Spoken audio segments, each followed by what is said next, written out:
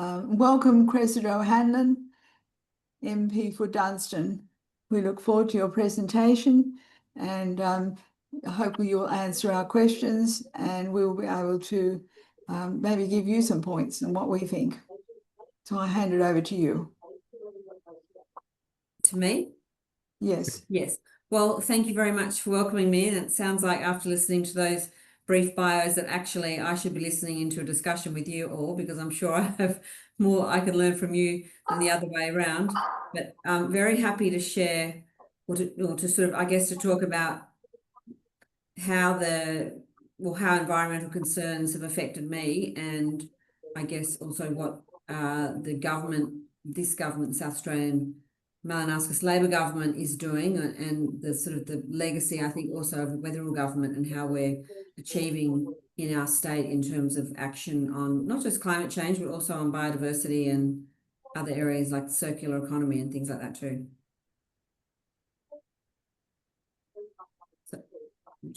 Okay, so I think I may have had a conversation with Jock about this when we did meet when I was out door knocking. And Jock, I do remember your face. I've got a good memory for faces of people that I meet and talk to when I'm out door knocking. But the thing that inspired me to actually get involved in politics was reading an essay in 2018. And it was two entire editions of the weekend magazine that the New York Times publishes, and it had been devoted to an essay about how close we came to having international agreement on carbon emissions in 1989, when we had the international agreement on chlorofluorocarbons to reduce the hole in the ozone layer. And in this essay, I read about how for several decades, climate scientists and different scientists associated with the study of carbon emissions and things like that had been lobbying the US government to have international agreement on carbon emissions, and they came very, very close during a international climate conference, and it was like I said, after decades of lobbying to do something about carbon emissions, and then it was scuttled at the last minute by a man called John Sununu, who was I think he was the chief of staff to George H.W. Bush, I think. In any case, it was a really depressing read because they had predicted everything that was happening at that point. So that was at the time when we'd sort of just prior to the 2020 bushfires and the very, very dry seasons they've been having on the east coast of Australia for about 3 years. And I'm originally from New South Wales, and so I grew up in Sydney and in the Hunter Valley, and then later on on farming land as a farmer in the Liverpool Plains, which is sort of in the Tamworth area of New South Wales.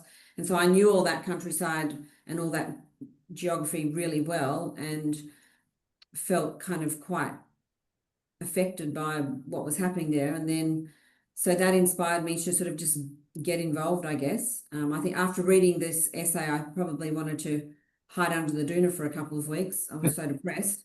But then, I thought, well, there's no point in doing that. You can't give up. You've got to get up and get involved. And so I became interested in policy, and then as a result of that, joined the Labor Party, and then I got asked to be a candidate in the 2019 federal election, and I did that. And I initially was reluctant to do that, but I did it and found that I really liked the knocking on doors and speaking to people like Jock. And so I decided to run at a state level. I do feel confident that there's good people who are tackling climate change at both the state and federal level in the Labor, or then opposition, and now governments. And so I've sort of focused on other areas that matter to me, but climate change does matter to me a lot. I've got children. I've got 4 children. And I guess from an international perspective, I have a lot of concern, but at a local level, at a state level, I think, we're doing tremendously well. And I'm really proud of our state for what we are doing and how we are showing the rest of the world that tackling climate change does definitely not mean a negative for your economy or anything like that. So I think South Australia's got a really good story to tell.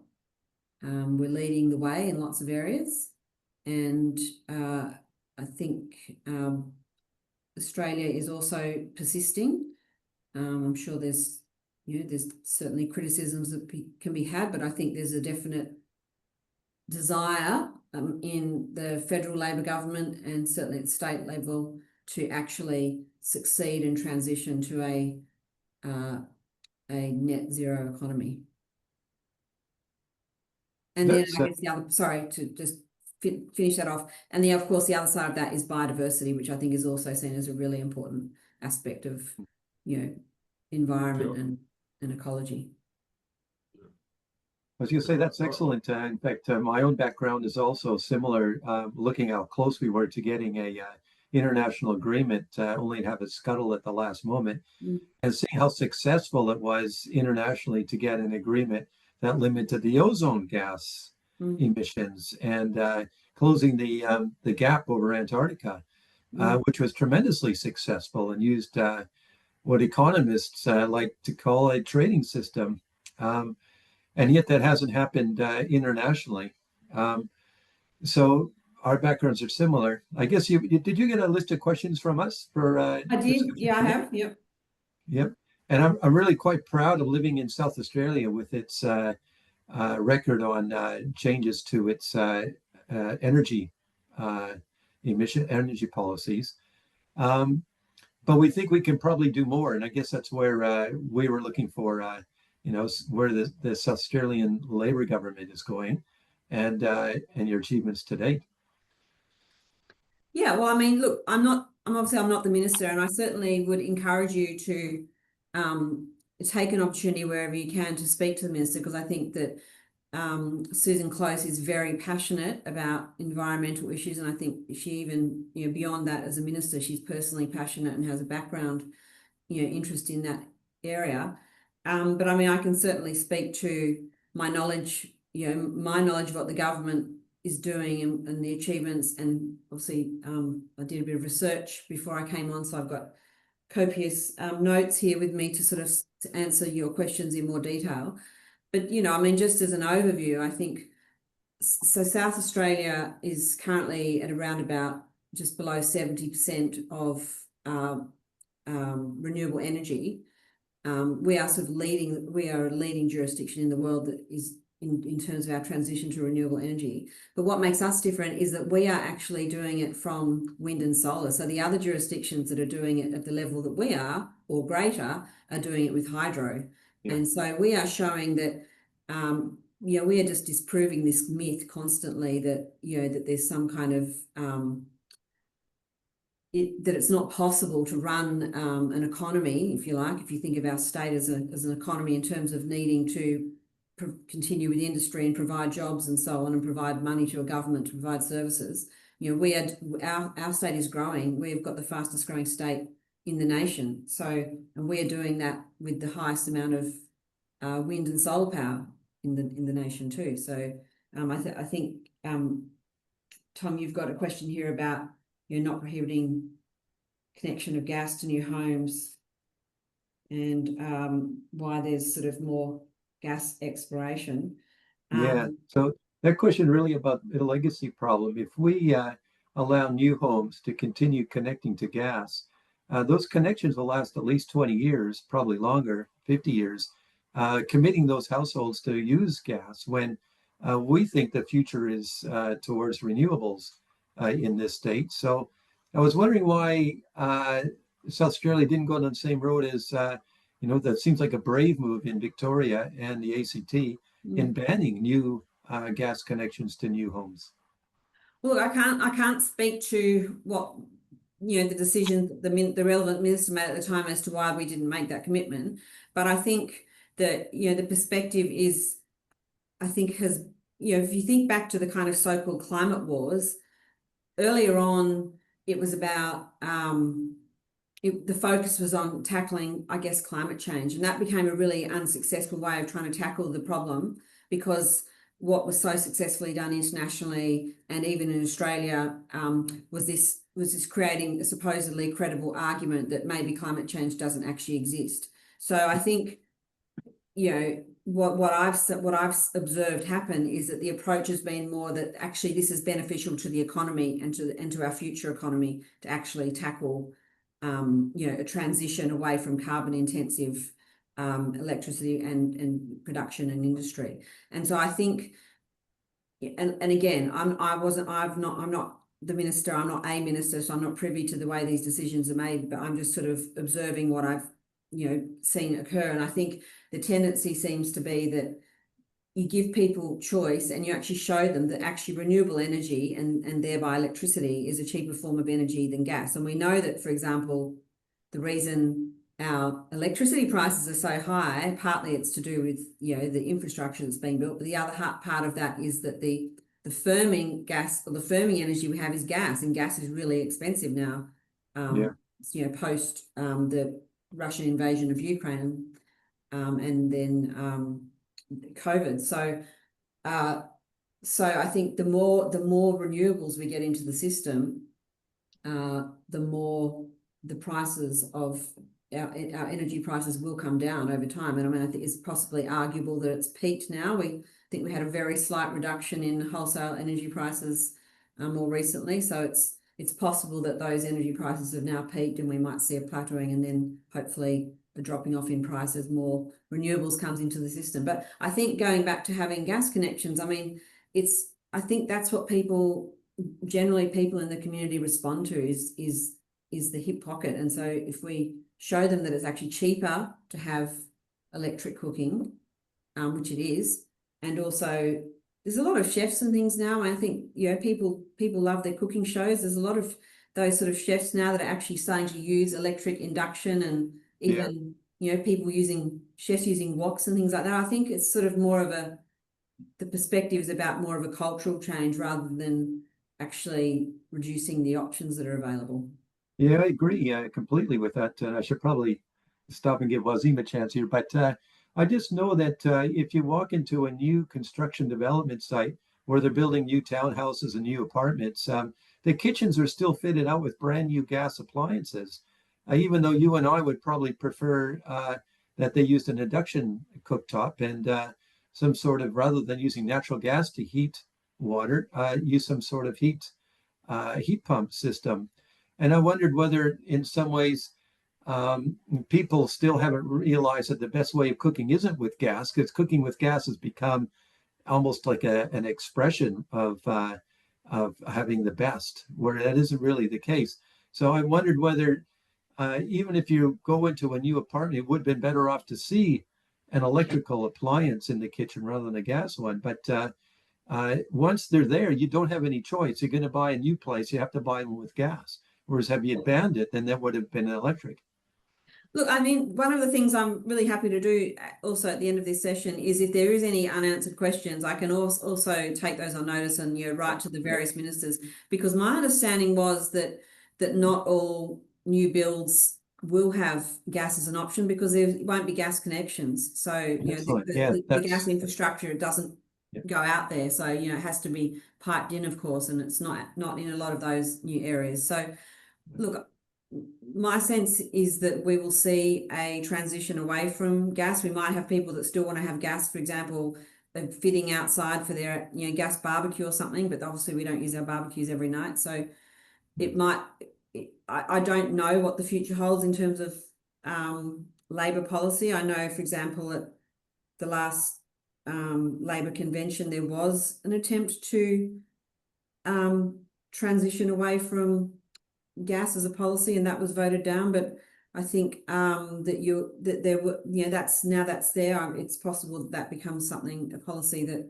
is taken on in the future, but I can't, you know, that's only me supposing. I don't know what the future holds, but I think at the moment it's about what will be the cheapest form of energy and actually relying on people's need to protect their hip pocket.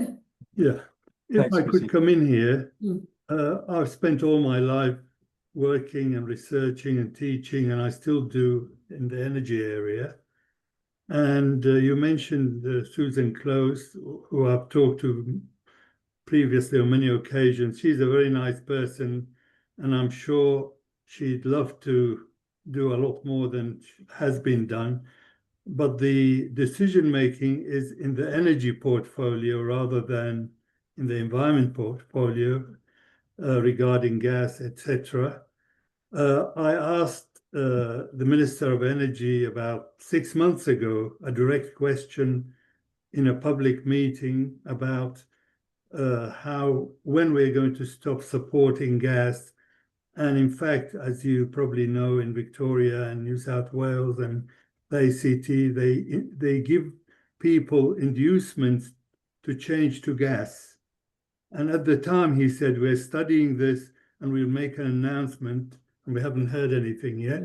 And we'd love you to try and follow up on that. The other thing that recently happened, there is a lot of research and a lot of number crunching being done by lots of people, which is demonstrating that if people even get rid of their gas appliances and move to electrifying everything, they're going to literally end up paying a quarter of the bill. This includes moving to an electric vehicle, by the way.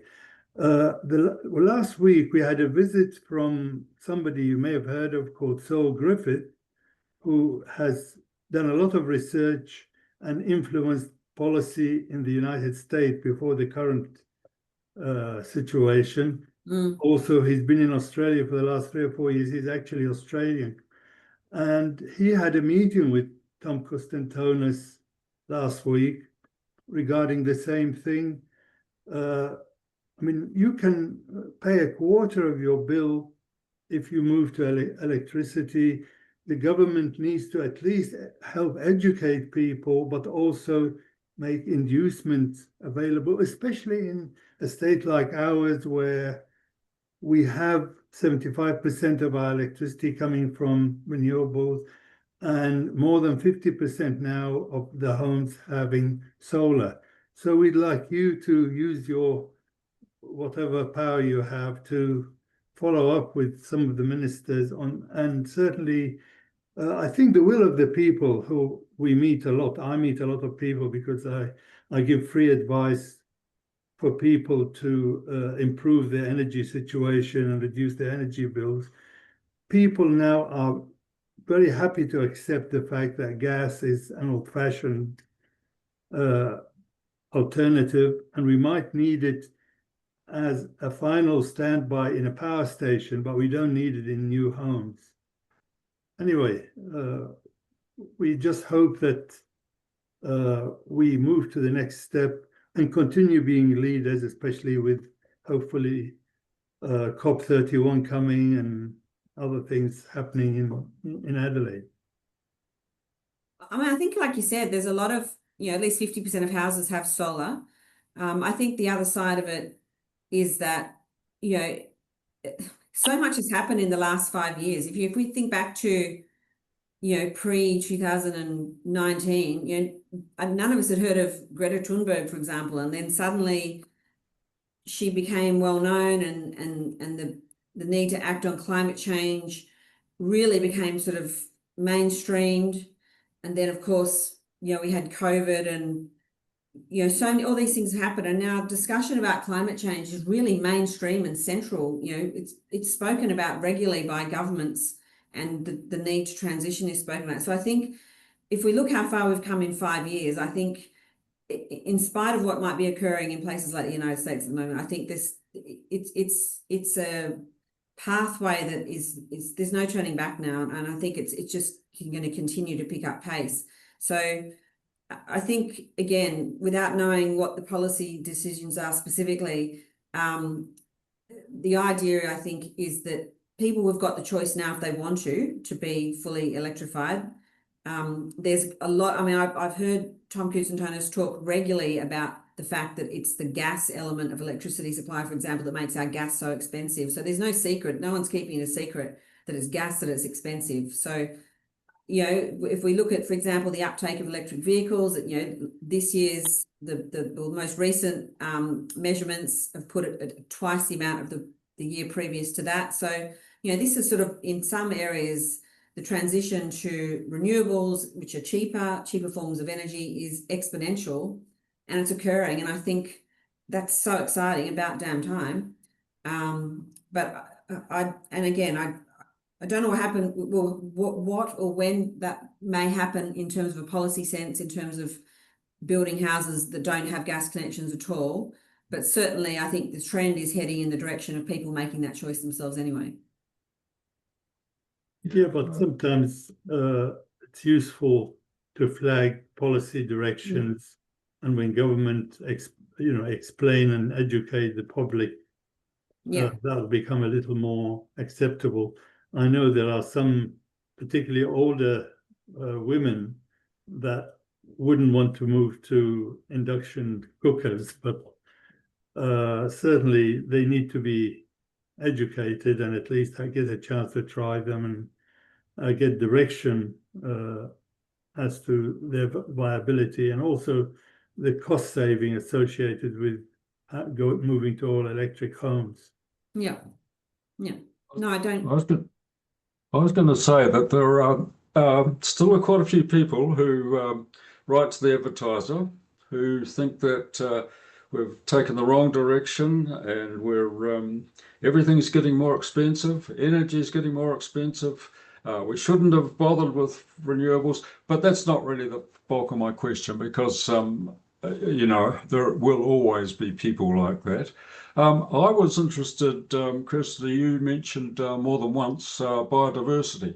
Now, I respond to that because I think that we have a problem in the sense that we want to keep economic growth going, but there is a limit. There has to be a limit, and the limit, I think, is in the effect that we have on nature, is on the effect that we have on biodiversity. Any species that goes extinct is a tragedy, and we need to think about whether the way we are living and the way that we are expanding our economies is having a bad effect. So I think that climate change is a very complicated thing. We can put in renewables, we can change our method of energy, that's great. But we also need to keep an eye on what sort of way that we are living. Using too much fossil fuel, for example. You know, we need to think about ways that we can cut back on use of fossil fuels. That's more or less what I was going to say. Well, no, I mean, I agree, and I think in terms of fossil fuels, that's exactly what's going on. There is a transition going on now away from fossil fuels, isn't it? With both energy production, with our vehicles. I mean, actually, I'll just tell you, I was in Melbourne on the weekend, and my sister's got an electric vehicle, and she put her foot down to tear out of an intersection quickly and almost gave me whiplash. So those electric vehicles are quite incredible. And I think, again, like I said, there's been an exponential growth there in the last 2 years in terms of uptake of electric vehicles. So that's, you know, all of that is a move away from fossil fuels. But in terms of biodiversity, so we do have a Biodiversity Act in South Australia, and it's just actually, I looked at the Act before I got on, and it essentially that Act has 3 core elements, which is, you know, which is building and strengthening the existing legislation. It says ensuring clarity in decision making, grounded in the best available science. And establishing a robust framework for ecological restoration. So I think, you know, there's a renewed understanding, I think, of the importance of biodiversity, that biodiversity and biodiversity loss is as important as climate change. I mean, we've seen that even if you think just recently, just 2 things that spring to mind was the fact that we had a need to import bees into South Australia from Western Australia this year because there was a lack of bees. to germinate for the almond blossom season.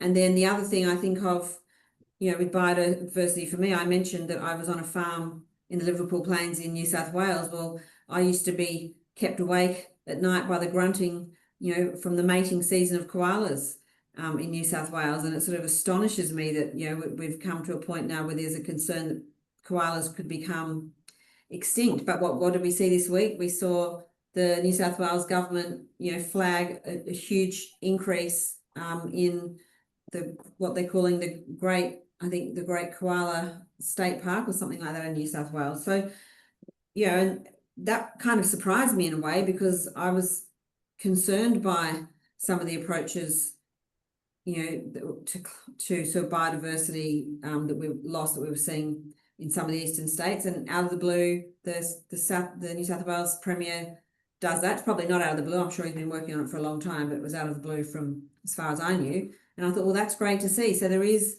we've got, I think it's like 2/3 of our coastal oceans now in Australia are protected.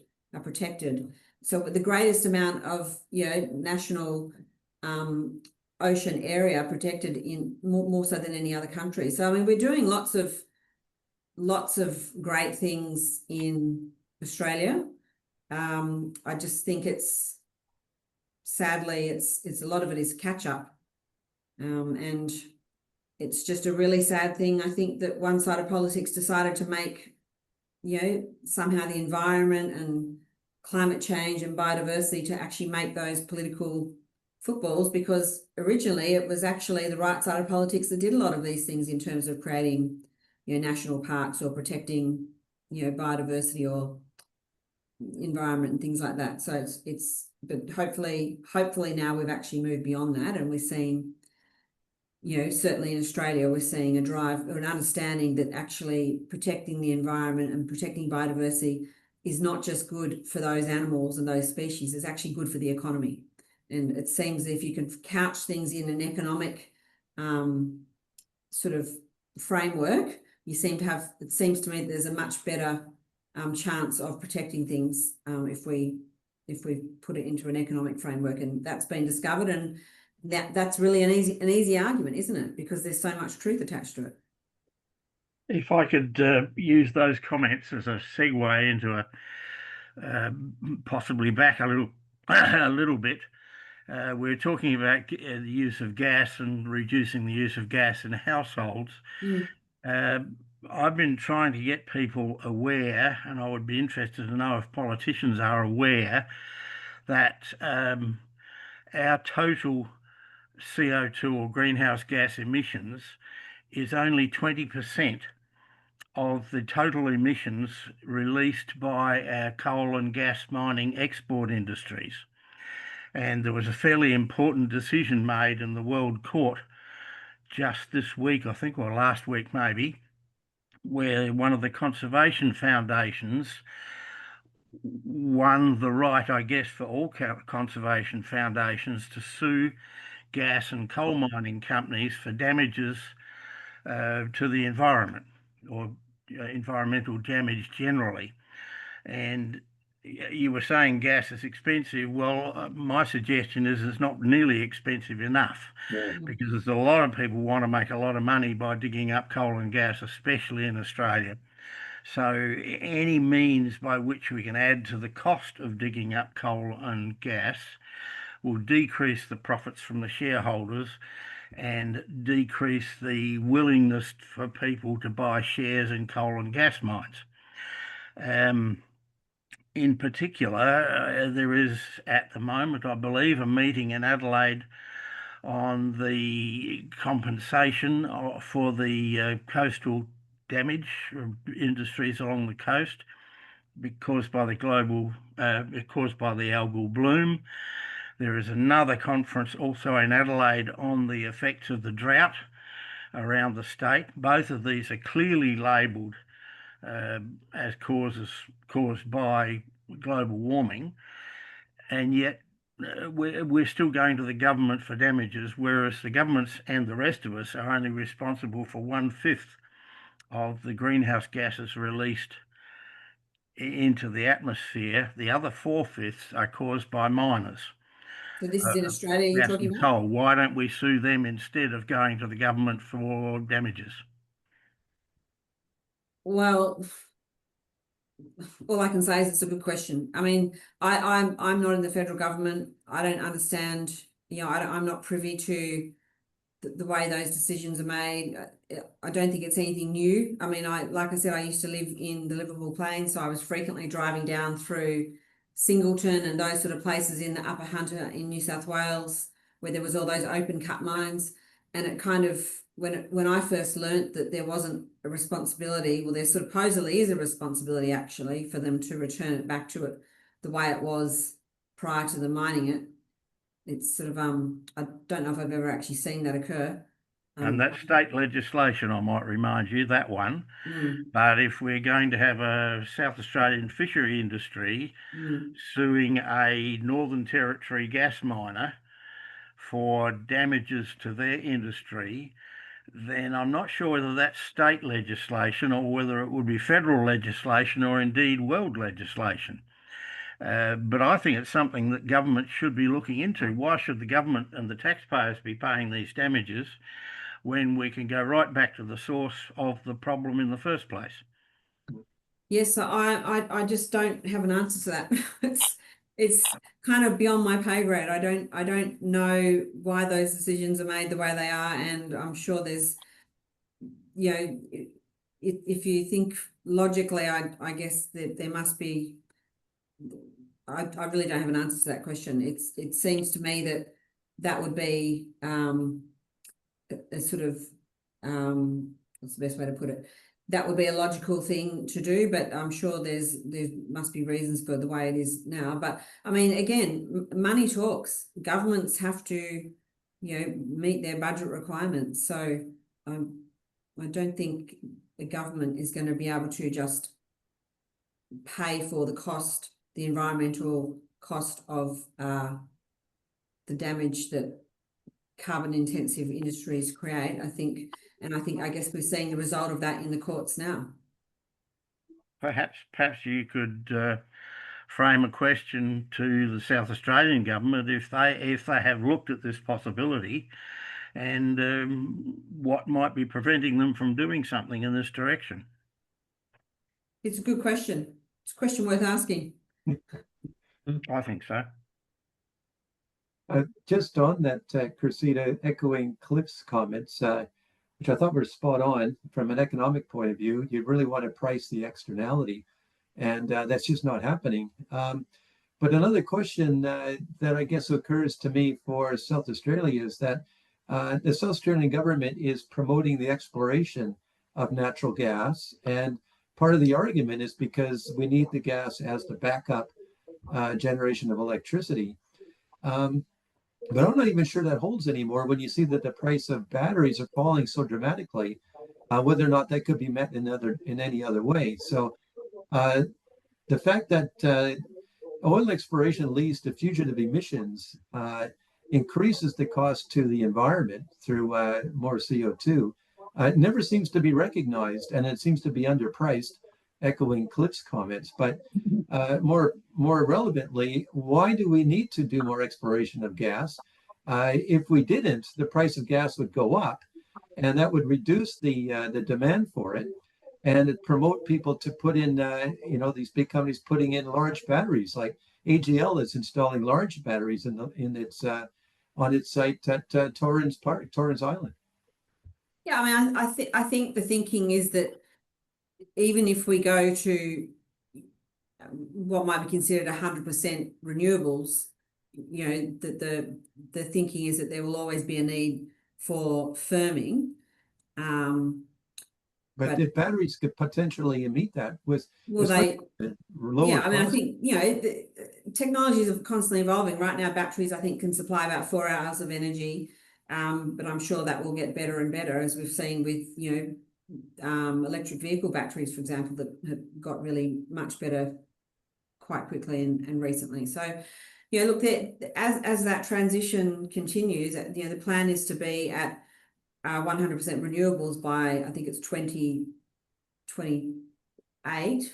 or 2030, but not too far away. So, I mean, I imagine that once we get to that level of renewables, you know, the need for gas becomes less. But again, I'm not the minister. These are questions that are best directed to the minister in terms of what the thinking is around any expansion or any, you know, sort of what the thinking is around, or the planning is, the long-term planning is for how gas will be used. Yeah, I guess the requirement will be for gas to be used as a firming energy, you know. I don't want to put you in an awkward position, but if there's any discussions in the party room about the best use of taxpayer dollars, then maybe you could make the point that perhaps it shouldn't be going to the gas companies. Well, I mean, it's not the gas companies do their testing and, you know, their gas extraction, and I guess the government gets a royalty from that when it gets to the point of making a profit, doesn't it? But it's not the government. If I can come in here, the last election we saw Labour put all its eggs in the hydrogen basket, as you know, and I think time has proven that not to be possible, at least in the immediate future. So the impression I'm getting is that we're now thinking gas is going to be our firming resource. Having said that, there are at least two other potential firming options that hasn't been even considered in South Australia. Besides electric batteries, we still have quite a big potential for hydro power for storage, and this needs a little more investigating. But also there's the other option of using thermal storage or heat storage, and we have a project at the moment, a small project in Port Augusta, which is demonstrating that. Being a leading part of the world, which is well ahead of the rest in terms of moving to 100% renewables, isn't it time that we should, if you like, spread our options and try and look at these new technologies, which I haven't heard very much about, even though they are available. There are lots of publications that say they are viable economically and environmentally in South Australia. Isn't it time that we should spend a bit of time looking at these rather than go to gas, which is the easy option, but also the very much the polluting option? Well, I don't know if I agree with your characterisation of the government in opposition, the state Labor government in opposition, putting all their eggs in the hydrogen basket. What they went to the election with was a policy of a hydrogen jobs plan. So creating hydrogen or building a hydrogen electrolyser to be used by industry in order to create a green steel industry. It was an opportunity that was sort of quite unique to South Australia. So of course we had the issues that we had in Whyalla, and it became that was not expected at the time of the election. That was not known. And so the government has had to deal with essentially resurrecting the Whyalla Steelworks and getting that into a position where it can be, have new ownership, and getting the maintenance where it needs to be, and then preparing that to transition to a green steel industry. So we couldn't really create a green steel industry with hydrogen if we didn't have a steel industry to transition to green steel. So that was why the focus moved. The government hasn't lost its interest in hydrogen. It just has had to, that's had to take a back step at the moment to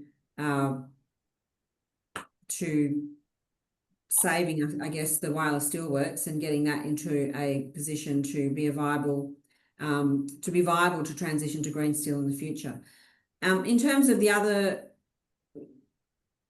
energy sources, I don't have knowledge of what's going on in those areas, but I guess the government, the Weatherall government took a big step years ago in making that decision against a lot of criticism to develop a substantial battery and solar industry in South Australia. And I think, we've gone from sort of zero industrial battery to and solar to 16 years ago to where we are now. And I think that took a very strong set of decision making and a strong belief in that as the sort of future of energy. So Look, sorry. I'm very proud of where we are at, and I tell my colleagues around the world about it because we do have something to be proud of. Having said that, we need to move on, and to stay ahead of the race, we need to try and forget about gas and look at other possible technologies which are proving successful. Can I just ask, what are your views on blending hydrogen with natural gas for domestic use? I mean, I think it's probably not a question of what my views are. It's a question of, the government was already had done, some of that has occurred, to my knowledge. And I think, the idea of it was not generally to be for domestic use. It was to assist industry to transition away from carbon intensive fuel sources. So, I think what the perspective is that we're seeing at a domestic energy use, we're seeing huge uptake of solar in South Australia, and we're seeing huge uptake at a wholesale level, or gas generation level electricity generation level of use of wind and solar. So I don't think there's any concern particularly about what we'll be using for our domestic energy needs in South Australia, because we're seeing the rate of transition is really fast. In fact, we've been able to bring that, total transition period forward by, I think it was by about 3 years. So because we're doing so well there. So I think it was more about, well, how do we assist industry? I mean, we've seen the way industry was affected by high gas prices in South Australia. So I think it was about how do we help industry, meet their carbon emissions reduction requirements, but also transition to cheaper fuel sources themselves and not be reliant on, the sort of gas, the price spikes that we were seeing in gas. So look, I don't think that the government has a closed mind to any form of energy source, but they had made the decision that they were going to be first movers in green hydrogen because we had all the elements that we needed. And, like we talked about before, that's sort of been put a little bit on the back burner at the moment because we've had to deal with the crisis that evolved at Whyalla Steelworks. But I don't think for a minute that there's been any loss of interest or desire to grow that industry when the timing is right. Yeah, I don't want to take up more of your time, but the only final comment I'll make is that being seen, the Labour government being seen supporting using hydrogen or potentially replacing hydrogen as an alternative to natural gas has been proven internationally on economic and environmental basis to be the wrong choice. And being seen to be supporting that is certainly giving the wrong messages to a lot of people.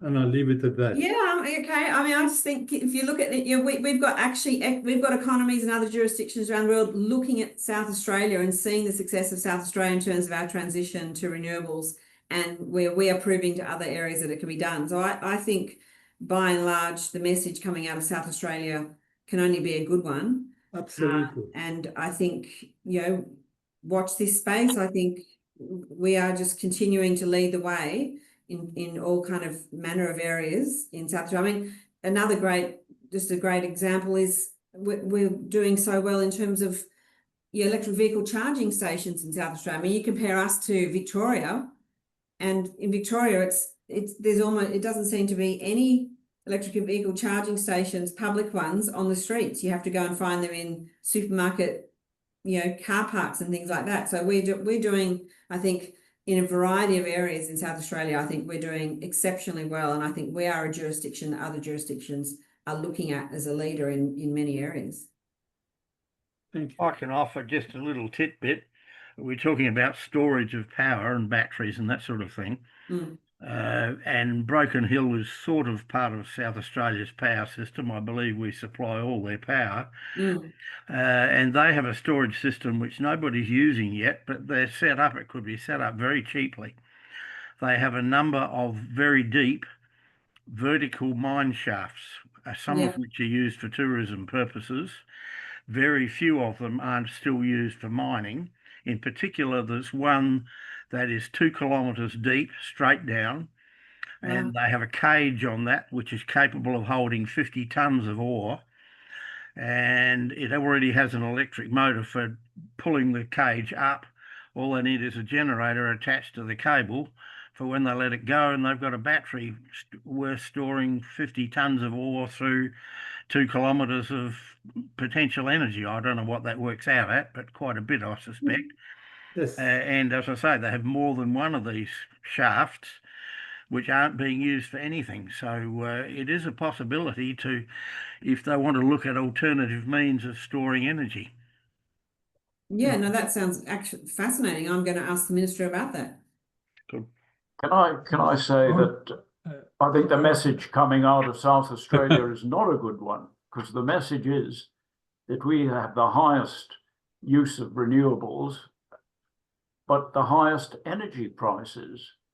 And I think it's a facile answer to say that we have distribution expenses and high gas prices, because surely every other state does as well. And I'm extremely suspicious of corporations which are both generators and retailers of energy. I'm also suspicious of our monopolistic network supplier, thinking back to New South Wales in Julia Gillard's time, when they had that gold-plated problem with, there was an incentive for them to build transmission lines all over the place. And it wasn't the regulator who sorted them out, it was community action. Well, I mean, look, I remember those arguments too, but I think in South Australia, New South Wales still has coal electricity. We don't have access to that anymore. We only have gas, and gas is the most expensive form of electricity generation.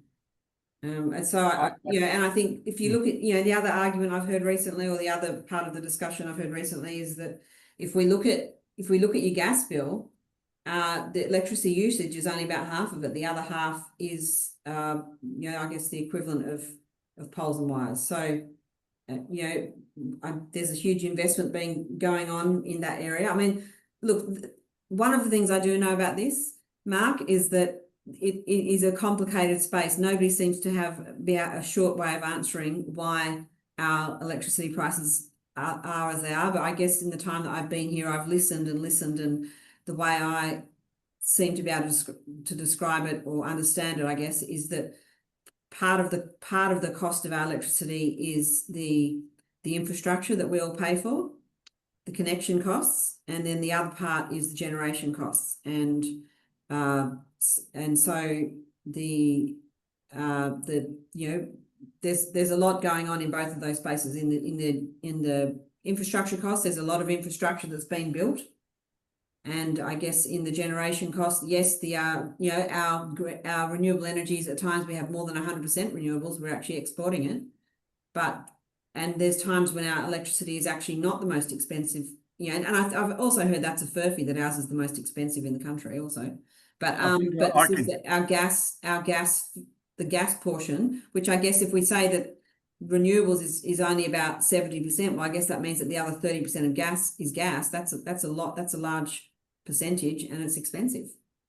The critical issue, I think, is we're here talking about energy costs, and you need to separate the wholesale energy cost, which is the generation cost, from the cost that the retail customer pays. South Australia has the second lowest wholesale price in the country. We have the second highest retail price in the country. And I would suggest that mainly the difference there is caused by AGL, who dominate our retail market entirely. I think they have 2/3 of the customers, and they were the ones who basically took over from ETSA. And most of their customers are customers they've had since the days of ETSA, and they've just kept increasing their prices, and none of their customers have noticed, or if they have noticed, they haven't done anything about it. There is a very good case to say that the government should be encouraging people even more to swap around between retail providers. Well, and look, I've you'd heard save a lot of money. I've heard Minister Tom Christentonis say that in Parliament. I'm not a customer of AGL myself. I'm a customer of Lumo. I think, you know, we're going back a long time here, but this is policy. The selling off the electricity was something that Labor voted against at the time. And I think definitely part of the problem is, as you've described it, there is we don't have a lot of competition in this state. So we got a lot of lazy retail customers is the real problem. They won't shop around. They haven't recognised that this is now run by a capitalist system. It's not the old government supplied, best price service thing anymore. Well, hopefully none of us are in that category of lazy customers. Yes. You shouldn't be blaming the customers. It's the system. I mean, why should this is the problem with privatisation. All of the pressure comes down on the customer. In fact, we've devised a system that has made it harder for people, and this is the same with telephones and everything else. That's made it harder for people to do things, when in fact it maybe there was a little bit of inefficiency in the public system. But it was much more comfortable for people. It was much better. I mean, I'm constantly talking to people about the idea of services, you know, whether it's energy or whether it's electricity or telephone or public transport. Yeah, I think people now who didn't understand this in the past are now coming to understand the concept that governments provide services, and they ought not to operate as corporations. And I think that's something that we learn the hard price, that privatisation basically privatizes profits but socializes losses, and that's what we're learning about now. And I think we've seen that even in the UK. They've had, you know, a wide variety of services that were privatised, and they're now trying to bring them back. We had the previous government here in South Australia try and privatise trains and trams, and this government made a cast iron promise to bring them back, and we've done that recently with both trams and trains. So, you know, I think that is certainly an understanding that I think the majority of people that I speak to, in fact, probably, you know, the very, very vast majority of people now that I speak to in the community understand that privatising services, you know, profits nobody. It profits the companies that buy them, and we see that with AGL. It does not help the people who are left behind, who are requiring the services. If I can come in here, the role of government. Sorry, I would have to disagree with you a little bit on that, Cressida, because I've been trying to speak for a while, but sorry, Wasim. Yeah, well, I think a lot of climate change, a lot of the problems for climate change come down to capitalism, or neoliberalism, whatever you call it, and it upsets me a little bit, or perhaps a bit more than a little bit, that Labor governments are still running a neoliberal economy, where everything comes back to money. But that's just following Cliff's remark. But I really wanted to say that I was pleased to hear. Sorry. So excuse me, I'll turn this off. Yes, perhaps we could. I was pleased to hear that you're talking about green steel, because I think that's some area, that is an area using hydrogen where we could make a real contribution to internationally. And I hope that, you know, the outcome of Whyalla getting fixed up will go to that. The other thing I wanted to say was, talking about corporations and so on, in South Australia, I think we're very much influenced by the fact that our biggest company is Santos. Santos digs up gas. Santos digs up gas all over the place. And Santos has been, recently, it's been found that the tanks that Santos have been using to push forward their Barossa program in the Northern Territory have been leaking methane to an incredible extent, worth 8,000 cars a year, the amount of methane that's been leaking from those tanks. And we, unfortunately, because of the way our economy is structured, we have to listen to Santos. Santos are our biggest company. But Santos are actually very nasty people. Not the people, the company. The company is operating. I wonder if we might actually move on a bit. It's just that we're getting to 3 o'clock now, and I would like Cressida to be able to cover some of the other areas that we have asked questions on. So is that a possibility? Would you be able to do that, Cressida? Yes. I think we've honed in on gas. Well, have we done anything else? We've honed in on gas basically. But there were a range of other questions, and so I wonder if that would be possible to address those. Do the askers of those questions want to ask those, or do you want me to read them out and speak to those? If I could, so that people know what I'm make speaking. a very quick comment on energy education by the public. Some of us remember the days when we had a shop front, an energy information center in Grenfell Street, where people got advice from government about what to do with their energy bills. This has disappeared and became something you could only do on the phone, and now there's only one person that does that in government, and all the advice for the general public is being left in the hands of volunteers in councils, and I'm one of the people that do that. So I was wondering if certainly the role of government needs to be in helping educate the public by making shop fronts available and distributing the right information about sustainable energy use and how to save your energy bill and so on. This is something that's gone down to one person, as far as I'm aware, in the current energy section.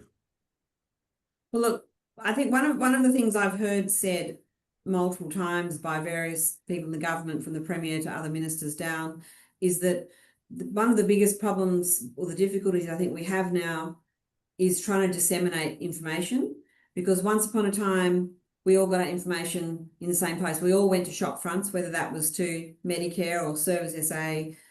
We all looked at the same news with the same set of facts at night, and now, you know, it's a really difficult situation to actually, from a government perspective, to actually disseminate information, because people get their information from so many various sources. I mean, I would, in all honesty, I would question if we did open a shop front in the city so that people could go to it to get information on their gas prices. I would really, really wonder how many people would actually go to it, because so many people are used to getting their information online. So they want to know what online agency, where do they go online to look for this information. Councils are good places because lots of people go into councils, and so there's you go into any council, there's a variety of pamphlets. But a very small percentage of people read the paper anymore. Very small percentage of people listen to the radio. Very small percentage of people, and these are all separate percentages, mind you. But there's no reason why the government should provide the information in a form suitable for public consumption and update this information. This is where we're lacking at the moment. Well, I think there's various online comparison sites and things like that that do get promoted, but again, it's just there's one federal government site which some of us use. It's too hard for the general public to be able to understand or to interact with. Yeah, and there's very little from the state government. I don't disagree with the problem, but I think the truth of the matter is, what I think there would be generational differences in terms of who accesses information where. And I don't think, anybody from, from their 40s down would really go into a shop front. And I think even a lot of kind of older Australians I know are very proficient using things online now. I mean, it's like banks. How many people still go into banks? Sorry, I'm not saying that we have to have an open shop. I'm just saying this is an area where government could do a lot more in various ways to educate and advertise the value of sustainable energy and efficiency and looking at the best providers and so on. This has been relatively ignored. There's only one person that does it as a public servant at the moment that I'm aware of. Yeah. No, It used to be a I whole entirely- team. Sorry. I entirely agree with this. I think that the education area is sadly neglected because people need that they can't go to hundreds of websites to sort things out. I mean, I recently got a pump heater for my hot water service, but when I've shown people, they've never heard of it. So, I think that somewhere where people could go and they could talk these things through would be greatly beneficial. And that area could also answer queries online. They could do all sorts of things like that. And Yeah. I think people actually do need to know what is available and what they can do. People don't have time to scroll through hundreds of websites finding out all these sorts of things. And a lot of it is incredibly complicated. Even trying to work out things that Telstra may be offering are just incredibly complicated to do. I've just tried to do it recently and it was very hard. So I think that there could possibly be a government initiative like that. It could be investigated. I think it's difficult when you're dealing with providing different information about different companies and so on, because then you run across, the areas where it's difficult. But general principles, yes, you could do it. And I think it's something which might hasten public awareness and get people to do more. Anyway, that's just my little bit of input. And I would like to encourage you to perhaps look at some of the other questions we have. But the other thing I would like to say is that as far as offering public services, I don't really think that it is necessarily good or economic to have them all in the public sector, because I used to work for Telstra for many years, and really since it was opened up, telecommunications has completely changed. The opportunities have multiplied dramatically. And I think that Telstra was probably holding things back really in those days. I was there, so I thought it was anyway. But anyway, I'll pass over to you again, Cressida, and hopefully you can deal with some of our other questions or whatever else you'd like to say about the general situation in South Australia and initiatives. Well, I think one of the things that would be that comes up a lot with me is soft plastic recycling. I think, Lynette, you raised, what's happening with soft plastics recycling. And I think, again, that's another area where South Australia is actually leading the world in getting rid of some of these soft plastics. So we've had, 3 tranches or three sort of periods of where various soft plastics have been reduced, and we're seeing that now with things like coffee cups and all sorts of little things I didn't even know existed, like things called pizza tables, which are these little plastic things that sit inside pizza boxes that stop the top of your pizza box sticking to your pizza. Well, I didn't know about those until they were actually being done away with. And I think one of the most recent ones, well, obviously we've seen cutlery and takeaway food containers, takeaway coffee cups, but then one of the most recent ones, which I thought was great, was the little bread tags, little bread clips, and they were replaced by cardboard ones. And those cardboard ones are absolutely hopeless. But what you can also get is those little clips you can buy in the supermarket that are designed to be reused multiple times, and they're a little clip that snaps shut and keeps your bread shut. So I guess what that teaches us is, do we need to do? I don't think there's ever going to be a time where we don't have any plastic, but it's that single-use plastic that we have to get away with, and there is often multiple or multi-use plastic options available that are designed to last a long time. that means that we don't have to sort of have this idea of having things that are designed to be used just once. I probably think in this day and age, having things that are made from resources that are designed to only be used once is probably something that I hope that we will shift away from as a society quite quickly, because it just seems, I'm old enough to remember a time when we took a drink bottle of water. We didn't have to go and buy bottled water when we go out. And I guess we're seeing more of a transition back towards having drink bottles and taking your own drink bottle now. Anybody who's got a child or a grandchild with one of those ridiculously expensive Frank Green drink bottles will know about those. But the other thing is the soft plastic recycling. So that was a hugely upsetting period, I think, for all of us when the red cycle soft plastic recycling crashed to a halt. But I think what that showed us was it probably wasn't really a genuine recycling program, because we all found out that a lot of our soft plastics were actually just being stored in warehouses. So the government intention then, it's a state government issue, but the state governments all got together and they were going to do it federally. And then Queensland went first, but the other states continued to work together. And then just recently, the Minister, Susan Close, announced the fact that now there's been funding. I'm just trying to look for the figure because I had it earlier. The figure, so essentially, there's been funding. I'm just trying to find what the funding amount was to go towards opening up a soft plastic recycling accelerating transition. Anyway, there's been a several, I think it was $2 million that has been granted to a company, and that should be up and running within 12 months here in South Australia for our soft plastic recycling. So I think that's a good thing. It's something we've been a lot of people have been wanting for a long time, and it seems that we are really starting to transition at a rate of knots now away from single-use plastic and having and also soft plastics, because we're seeing now a lot of alternatives to soft plastics come out, whether that's cornstarch and things like that, other plastic-like materials that are being brought in to replace soft plastic use. But thankfully also a recycling for soft plastic is coming back again. Can I offer something on that matter as well? I'm not sure that soft plastics or some of the other large volume recycled plastics like polyethylene.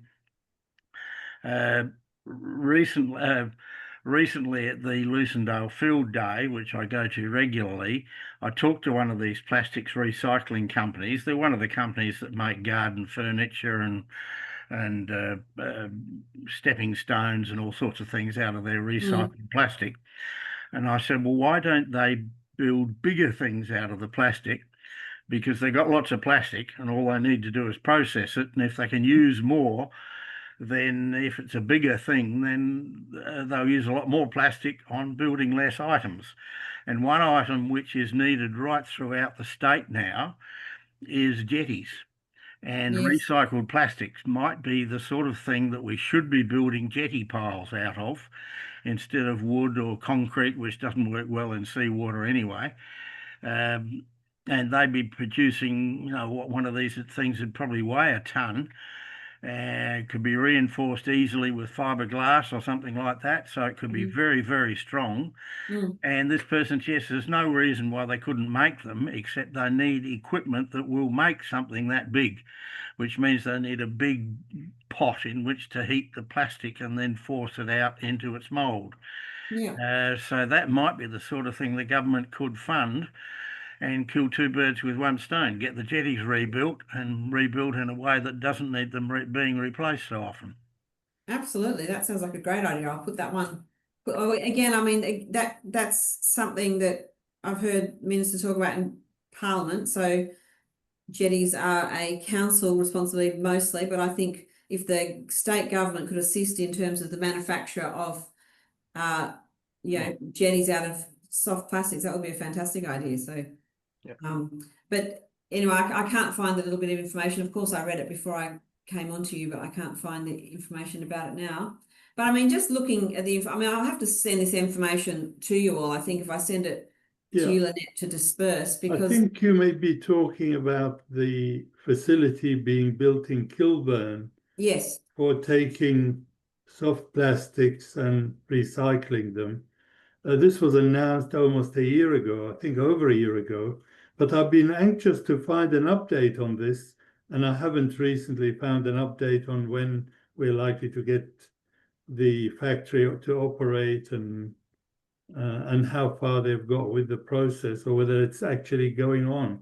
This was, I think there was some federal funding for this in the federal recycling program or something, and we were very pleased to hear about it. I think it was last June of last year that was announced, if I'm not mistaken. there was a recent update, and that's what I'm just trying to find. Yeah, I've It was looked in for update and late haven't found 2024. one. There was a discussion paper release, but there was a recent announcement. Well, please send us the update if you can find it, because lots of people are asking this question. It doesn't have to be now, but later on if somebody can help find it. So the update was actually here from the 1st of September. So they had the latest update on the single-use plastic bans on the 1st of September. It was also announced that the facility in Kilburn is expected to be operational within 12 months. So it's and processing over 14,000 tonnes annually of soft plastic. So I think that's a relief for, and I imagine once it can, process that amount, if it needs to grow, I can't see why it wouldn't also then be able to expand. So that will be, and I think also a relief to know that it's happening locally. It's not, all being shipped off to China or happening, locally, where it can be sort of have an eye kept on it too, I guess, as well. But there's definitely a lot of information I can share with you about what's happening. We've sort of talked about energy, we've talked about biodiversity, but in your circular economy, there's a lot happening in that space as well. And I thought actually there was some really interesting figures that I was reading about. Well, we obviously know about South Australia being, the expanding now of the container deposit scheme to include wine bottles and larger alcohol bottles. So they've given it a 2-year transition to that for the alcohol industry. But I'm pleased to see that that's something that we're also expanding on.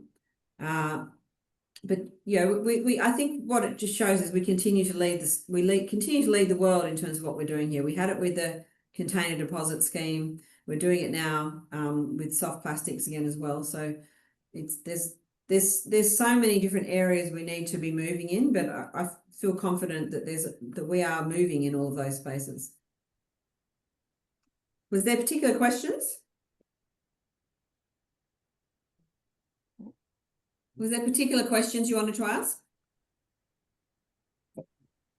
Well, I know we're running out of time. We haven't spoken much about the. Sorry, we haven't spoken much about the algae bloom, but there is a climate change impact involved here that doesn't seem to be discussed enough, and that is the warming of the oceans. That seems to be a major key ingredient to the algae bloom. And the other is nutrient-rich waters that seems to be feeding into it. And a lot of these nutrients seem to be washed down through the Murray, which happened from other states, perhaps. And I didn't see any discussion about trying to limit the nutrients running into the Murray. So I can't see how we can fix this problem in the longer term without addressing the nutrient-rich waters. And I know this is a global problem, but reducing the heat impact of climate change on the warming oceans. Well, I mean, look, the biggest problem with climate change is it's global, and the biggest emitters are still emitting huge amounts of carbon emissions. America's just completely done a U-turn, and China is obviously the biggest, is transitioning at the is building the most amount of renewable energy, more than the rest of the world combined. So I look at China and I think, well, will they transition suddenly because they're building so much renewable energy infrastructure and electric vehicles and so on. And I think China does tend to think in 100-year sort of terms. So I think they think about the future of their population, and they've obviously got a lot to lose from melting glaciers and ice caps and so on. But India is obviously another huge emitter, and Russia as well. So all we can do here in South Australia is what we can do, but unfortunately we are at the mercy of what the rest of the world does in terms of oceans. But so in terms of the algal bloom, that was affected by three things: the nutrients that were washed down the Murray River because of the floods. Now, my understanding is, and I do actually have some figures here in terms of the nutrients, in terms of the nitrogen and the phosphorus. So it's actually at the lowest levels it's been at in the Murray River, but obviously that was just a huge flushing event. And it wasn't just nitrogen and phosphorus; it was things like dead animals and and timber and grasses and all sorts of things as well that were being washed out into the ocean. It wasn't just those fertilizers that were the cause of the nutrients that were being washed down the Murray, the River Murray. The other factor was what you said, the warming of the oceans. So that lasted for a lot longer than it was expected to. And then the other thing was the sort of the movement of the ocean. The ocean stilled, the currents, the slowing of the currents was something that hadn't been seen for a long time. But all these things occurred at once. And so look, I've heard pretty well every minister I've heard talk about this issue. I've heard them say this is climate change in action. This is what we were warning about that would happen. So, for people who are concerned about it, well, this is what climate change looks like. And so this is just illustrating why we need to do everything we can. It just probably seems a little unfair that South Australia, which is one of the jurisdictions in the world that's probably doing, if the rest of the world was doing what South Australia was doing, imagine where we'd be in terms of tackling carbon emissions worldwide now. So that's the hard thing, is that we are doing pretty well, everything we can do, and a lot more than other jurisdictions are doing by comparison, and yet we are bearing the brunt of climate change in terms of drought, in terms of this algal bloom, and then obviously in New South Wales they've been feeling it in terms of floods and things like that over there as well. Incredible amounts of rain, just incredible sort of the amount of floods they've been having, the sort of continuous nature of the cycle of the floods they've been having over there.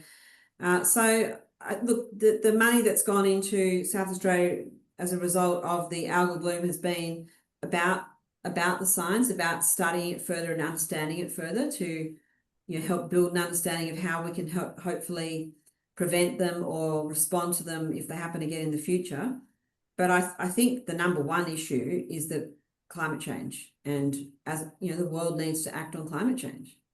Hopefully what South Australia can do is actually demonstrate that there's nothing to be lost and everything to be gained from acting on climate change. There's no economic loss from acting on climate change. There's no jobs, there's no net job losses, there's job gains. So there might be, I think when they created the Great Koala Park, it talked about 300 job losses, but people can be retrained into other industries, and that's happened throughout human history. So nobody, I don't ever remember big conversations about the job losses when we, went full on into supermarkets and we all lost our corner stores.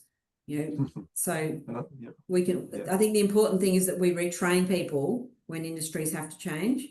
Cressida, I'm glad to hear you say that. That's a great answer. I suppose what we could do in South Australia even more is to promote the move away from natural gas, like we talked about earlier.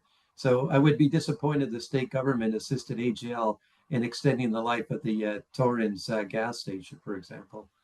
Well, I think if that happens, it would only be done though like has been said before. It's affirming, it's used to firm in place of but there's still a constant growth of our renewable energy infrastructure. There's no one's sort of ruling a line under what we've achieved now. The intention and the practice is that we're still expanding and growing that. So as we've seen in the last 10 years, the increase in the use of renewable energy in South Australia has been enormous, and we've brought the target to 100% renewable energy forward to, I think it was 2027. So that's the expectation, is that we will be 100% renewables by then, which I dare say that the amount of gas that will be used in the state will be even less. But I mean, truth be told, that surely the bigger issues are that it's other countries that are using, just countries like Russia, India, and the US. I mean, there's many jurisdictions that are aiming to do what we've done, or who have done what we've done in different ways, with such as I guess that's right. I think there are some initiatives to do with agriculture going on as well. I was trying to get somebody to speak to us about that, but I haven't been successful. Do you have any information on that? It's too late to get into it all now. But I was just wondering, and if there was any possibility we could get people to speak to us on more of these topics. Well, actually, there was, what I can do is I can send written responses back to the questions that were sent, because there's certainly topics we didn't talk about, and there's so much more information than what I've already given you. Yes, so yes. In terms of farming, I mean, I used to be a farmer, and I was a farmer at the time when we were just transitioning away from burning crop stubble into what was called what's now widely used zero-till farming. But that was a new thing now, and now that's widespread, where farmers just harvest their crops. They leave the stubble there, which helps to retain moisture in the ground, and then they sow their next year's crop directly into the stubble, into the ground with the stubble there, and the stubble sort of almost acts as a layer of mulch. So there's a lot of changing in farms in terms of measuring the amount of carbon emissions. There's a lot of investment in what we can do about help farmers tackle things like methane from cattle. I mean, I'm sure you've all heard of the advances in the use of seaweed to help cattle not emit methane. So I think these things are advancing relatively quickly, and I think we are just living through a transition now in pretty well every part of our lives, aren't we? Whether it be electricity, or whether it be cars, or whether it would be farming practices, in a whole variety of areas. I think for some of us it's all coming a little bit later than what we would have liked, but it's very clearly happening. If we look at every sector of society, we're seeing changes right across the board. Unfortunately, we're just not seeing the whole world move at the same rate that we are in South Australia. So sadly for us, we're not benefiting at a macro level from everything we're achieving at a state level. We're still affected by the climate that sort of swirls around the world. Yes. Perhaps I could ask you, John, would you like to wind up the session then, John? Exactly. I was just going to say, we're going to let you off the hook now, Cressida. I was going to ask you a question first, and that is in relation to your position in Parliament. We've had you along here as a local MP, but I suspect you're not actually a specialist in climate change. But what are your particular interests in what committees are you on and that sort of thing? So I'm a backbencher. I'm not a minister, as you know, as you've alluded to. And of course, if you wanted, more detailed information about, various parts of what we talked about today, the thing would be to have, either Susan Close or Tom Koutson-Tonis or Nick Champion in terms of the topics that we've talked about today. But for me, I have a great deal of confidence in what we're doing certainly at a state level in relation to climate change, and at a federal level in relation to climate change and action on those areas. So I don't feel like that's something I need to spend a lot of time being worried about in terms of what we're doing. I mean, I worry about it in terms of my children's future, and in terms of what the future will look like if the rest of the world doesn't get their act together more quickly. But for me, I come from an arts background. So I come from the Boyd family of artists. So I've just grown up immersed in the arts. And I think for me, arts as a part of society is really important. It's something I'm really interested in. I've also grown up I spent a lot of time as a child living in Europe. So I have a very strong connection to my multicultural communities. And I think that, if you look at some of the things that we've faced whether in South or the marches that we had the other weekend, some of the things that we're seeing rear their heads since COVID, really, the idea of, neo-Nazis and things like that, that concerns me. They're areas I'm really interested in, is sort of social cohesion and how we better demonstrate the value of our multiculturalism that we have in our state, for example, and the close relationship that many of us actually probably have with our multicultural communities, and some of us, possibly without even realizing it. I think the other area of interest for me is small business. So I was a small business coach before I was elected, and I think all of those things probably tie in together for me a lot, because multicultural communities are often small business people, or they have clubs and things like that. The artists are often small business people as well. So I think those are probably my three primary areas. And of course, I'm married to a veteran, so I have a strong connection to veterans, to partners of veterans, and to families of veterans. So I was at two events today that were actually involving, veterans and partners of veterans issues. So those are probably the main areas that I focus my energy on. But you sort of there's actually. Sorry. I just wanted to say that this is not your specialist area, but you've done a very good job of talking about what the government's doing on climate change, and they have been doing very good things. I was very impressed when Susan Close brought up climate change, when the likes of the press, and our media is awful, the likes of the Murdoch press they always want to avoid the words climate change, but she made it pretty clear, and that was good. And on behalf of this group, I want to thank you for the job that the government has been doing, and thank you for coming along and being prepared to listen to whatever we have to say. I hope you've got something out of it. Yes, I thoroughly enjoyed it. Look, I think for me, I've always made a point of reading widely in the areas that interest me. So I've read greatly. I think, like that article I referenced that actually got me interested in policy and politics was like a sort of a 70,000 word essay that I pretty well sat myself down for the whole weekend reading, because I just was so fascinated by the fact of what I was reading about. But yeah, you have to sort of have a broad general knowledge, I guess, to be able to, talk to all the different, interests that you come across in the community. So yeah, I mean, the other area that I should have mentioned that I'm really passionate about is, of course, our heritage, our built heritage is something I spend a lot of time and energy, and how, as someone who comes from New South Wales, we're transitioning to a more dense society. And so how do we do that in such a way that we build more housing and we don't have continued urban sprawl, but that we don't lose what it is we love about our community? So that's something I'm really passionate about as well. Well, thanks very much, Cressida. Very good of you to come and spend this amount of time with us. Well, look, I'll send you some written answers to your questions as well, so you can share that. I'll send that back to the email address. Was that you, Lynn? Yes, your email address, yes, and yes.